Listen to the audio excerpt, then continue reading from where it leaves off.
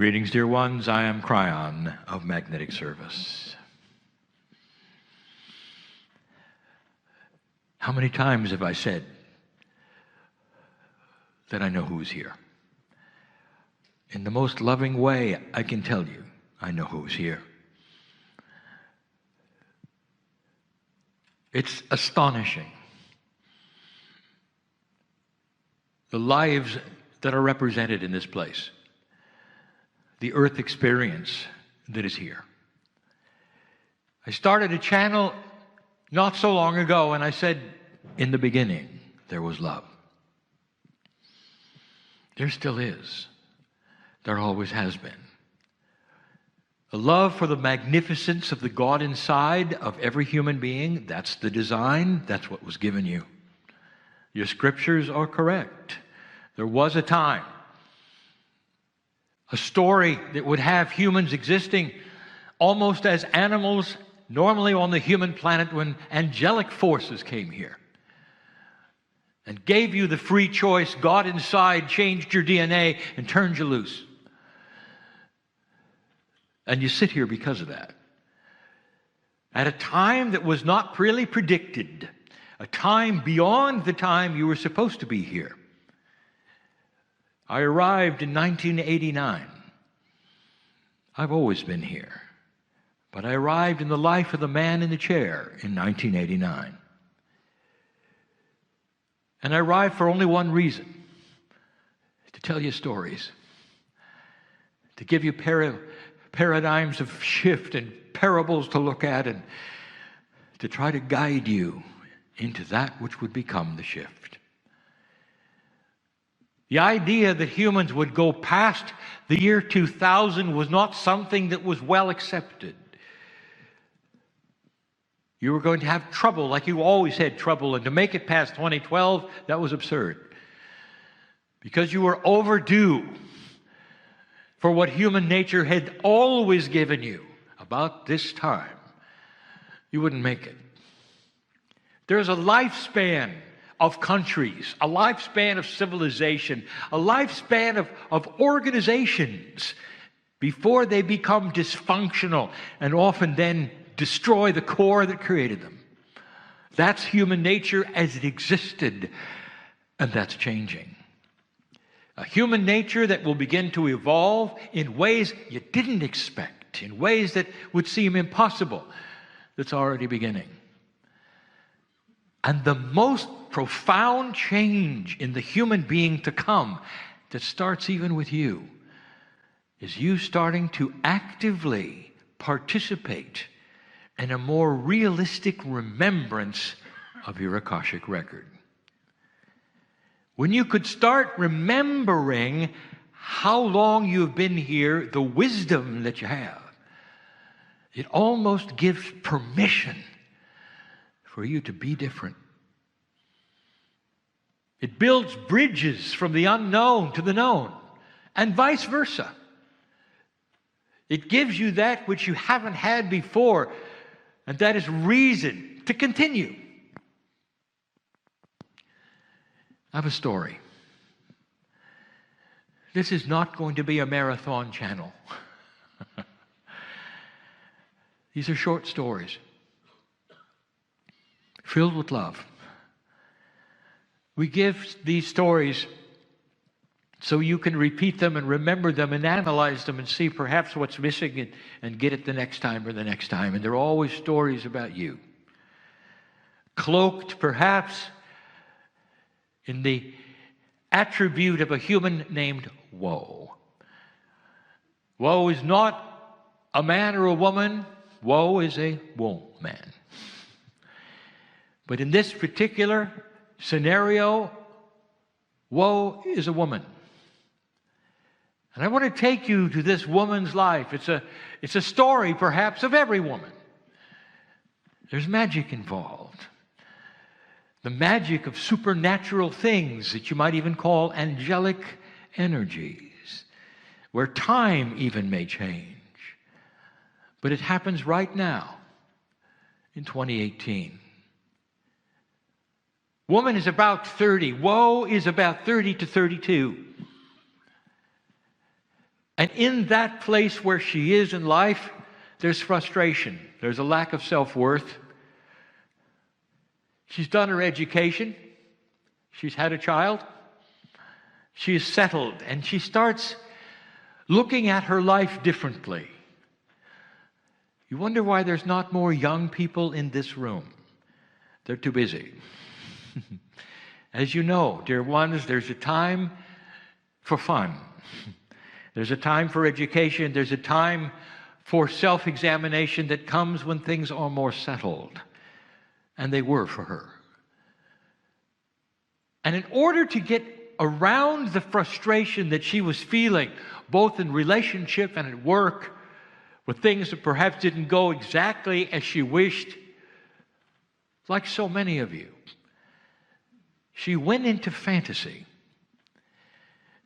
And in this, she built a world of her own. And she would spend hours fantasizing, not about the past or who she might be, but of a totally different woman. Woe looked at herself in situations and scenarios and stories that she had built, and they had names and times and dates and dialogue. And she existed in this world as often as she could, and it worked for her.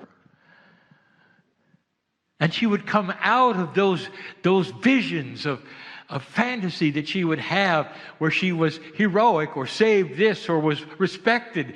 And it would give her so much self-worth, and she would say, that was good. I loved that. I didn't tell anybody she was doing that. You haven't either. But it didn't make her sad when she came back to the reality. It made her feel good. It was her consciousness drug, if you want to call it that, to go to a place where she can envision and pretend and be. She loved to go to the films and read the books because they were her when she was reading it. And in the films, she was them when she was watching. It made her feel better. And she would come from those places and those times and those imaginings feeling better. But eventually she realized there's only so many stories I can make. And then she started analyzing herself in a more esoteric way. And she started asking questions that perhaps you only ask after a certain age. Why am I doing this? Could this be that these are not fantasies at all? What if I'm remembering something within me that somehow is transferred through the ages to me? She didn't even think of past life. She thought maybe it's in the air, it's in the ethers, it's in the field, and she's just picking it up, and she's living these things. They're so real, they make her feel so good. And she asked these questions almost out loud to anyone who would listen while she was alone. And then one day it happened. While she was asking this question to herself and pondering a greater reality that she was living, even fantasies, the angel came. And she wasn't afraid. It's almost like the angel was a friend. It's almost like she said, well, I've expected you because I've been asking about this. And she knew she was having a profound vision, and it wasn't a fantasy at all. And all that glory, there the angel was, beautiful, spinning colors, and giving her the feeling of love. And the angel started speaking to her. Whoa, the angel said, you do understand, don't you, that every single one of these beautiful fantasies is a past life experience. You carry it in that thing in your DNA, not in your brain, but in your DNA. Memories of who you were. They're profoundly remembered and accurate and detailed, down to the names and the dialogues, down to the emotions. And in this scenario, you're starting to remember all of the good things that have happened to you in the ages. And then the angel went on to say, and there's a reason why I'm here, why I'm always here, why I've always been here. You see, whoa, you've done this every single life. You have put together fantasies. You've asked the question. You've asked for an angel, and I show up. Every single lifetime, it's you and me talking right now about why you're fantasizing these things. And then, whoa, I have something else to tell you. After I tell you it's you, and after I have solidified the value of it, and after I tell you it's okay to have the fantasies because that's really you and you can go on and do it again, after that, I disappear, you wake up, and you forget it entirely. It's like Groundhog Day. It continues and continues and continues and continues. Lifetime after lifetime after lifetime, you've had to be talked out of a lack of self-worth. And we have this conversation. And then you wake up and somehow you feel better. And you say, well, those aren't fantasies. That's me. I can do this again. And you go on to be something. Because you have permission. And you realize that your self-worth is not something that you're getting from others. It's something that's you. The self-worth is you. Don't listen to anybody. That'll pull you down. And you go on to do stellar things. That's why I'm here yet again. Whoa. Yet, I'm going to tell you something.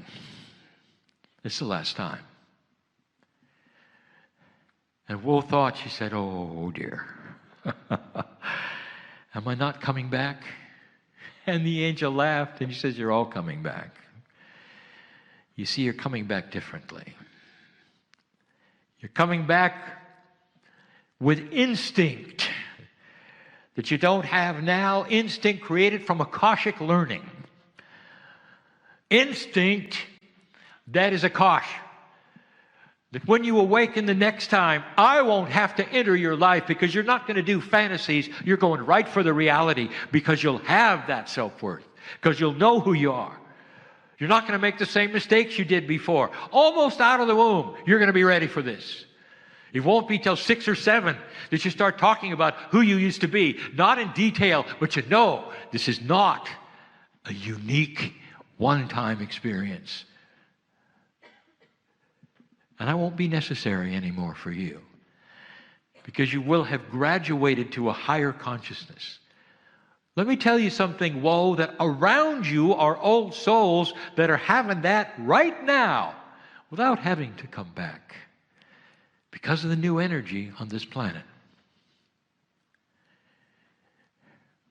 Woe, I want to talk to you about your lives just like I always do. You remember in the 1400s? You remember the lives you saved?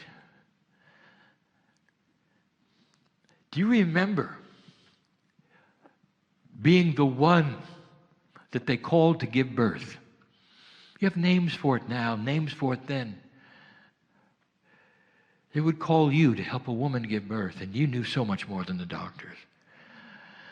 Because you had the solutions, you had the herbology, you had the consciousness. You could feel what the baby was going through.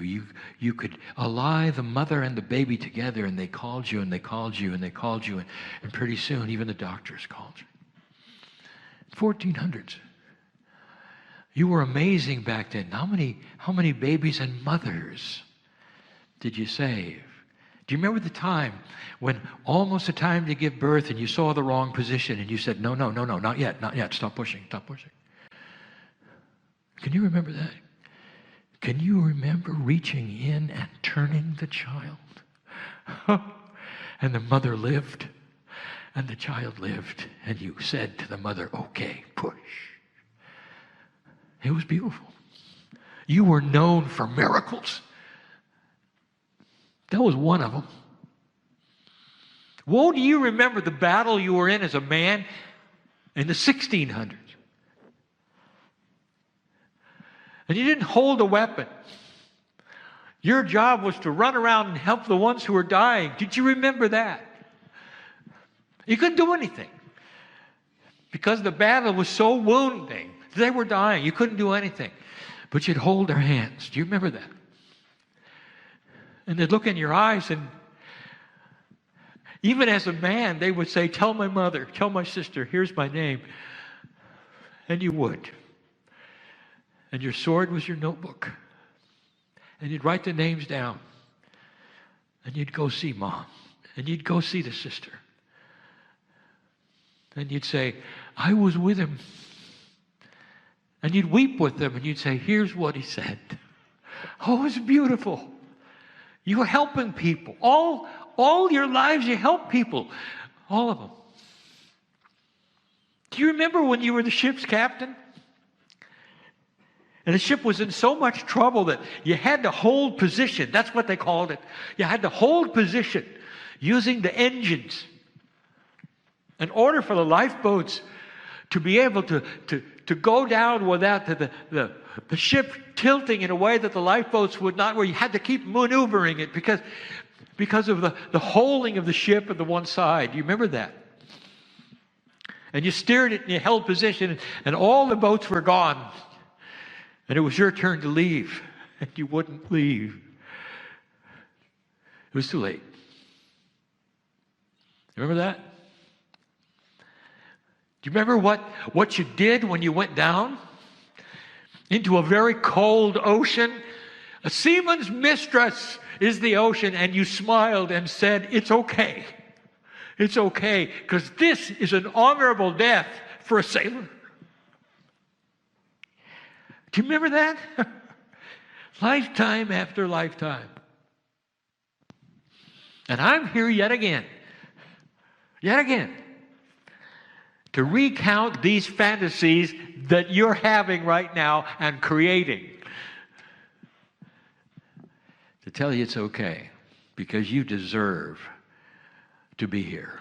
You're magnificent, because you're an old soul, and that's what old souls do. They awaken and help people. In so many different ways, sometimes privately, sometimes publicly. They never necessarily write books or be on stage. They just help people. And that's who you are. Well, that's who you always have been. And every single lifetime gets a little better, and I'm never going to see you again. Because the next time you arrive, I'm going to live with you, and you're going to understand the higher self. And you're going to know who I am, and I don't have to keep coming and erasing your mind from my visit. It's the end of a cycle. Whoa. That's the parable. And so as Kryon, I say to all of those who've listened today and are in the audience, you have fantasies. And sometimes you have fantasies because you don't have what you think is the real you in order to accomplish what you can fantasize. But you can, and you will, because that's who you are. These channelings, these meetings, these times, these episodes together are for you to draw closer to that which is supernatural. A higher self that if you could talk to it would say, you are magnificent. Now get on with it. And start with loving yourself and helping yourself. And when you get to that place where it's okay, there will be those who come to you and asking you how you do it. And you can then be the way shower. That is the hero of the age. The way shower is the one you would fantasize about. The one who is wise enough so that the ones at work will come to you. The ones in the family will come to you. And others as well. And you can sit and talk and change lives and change minds, and they can get up out of the chair and leave differently because they visited you. One with high self-worth who has lifetimes after lifetimes after lifetimes of saving lives and helping people. That's who you are. I know this because that is what old souls have done. You awaken to lives and you go into compassion mode. You awaken to lives, and some can't understand that. Even though some of you are burned at the stake because your magic shows, you still come and try it again. And here you are, where they're not going to burn you at the stake. Instead, they're going to come and see you because they recognize you've got wisdom. That is what's going to change this planet. I sit in front of you, those of you who are listening, There's more. There's a lot more. But in this new energy, dear ones, all the fantasies that you could put together, you could paste upon yourself and be them. And not be frustrated. And not have to go outside of yourself because of who you are. That is the reality of the moment. I'm Kryon. I would not tell you things that are not so. That's the truth of the day. In the beginning, there was love. It has continued to this point, and there is still love. In the end, which will come sometime, very distant, there will be love. And so it is.